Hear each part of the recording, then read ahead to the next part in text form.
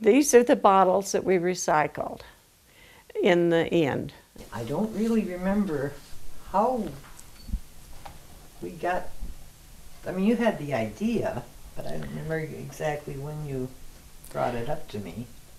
Well, I think one of the evenings when you and John, when he and Woody were working on their still, I never. That was 79. When yeah. We were both so busy. When we got into it, we went all the way. I mean, we did everything. That was 6 days a week. Right. And then if we had a good March wind, it was 7 days a week, because I chased the stuff all the way up the highway as it blew away.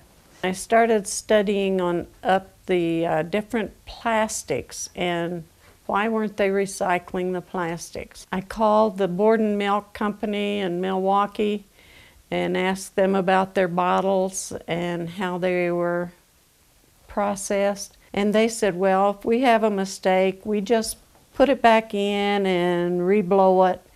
And I said, oh, they are recyclable. And they said, oh, yes. At the time, there was no classification as to whether it was polystyrene, high-density polyethylene, low-density polyethylene, or what.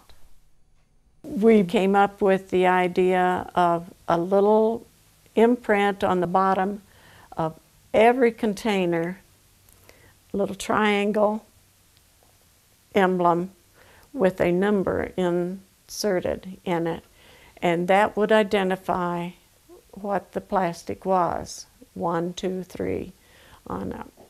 And so I was real happy when that went through, and nowadays everybody can see that. I mean, how different is it today? Well, when I was a kid, they didn't have plastic.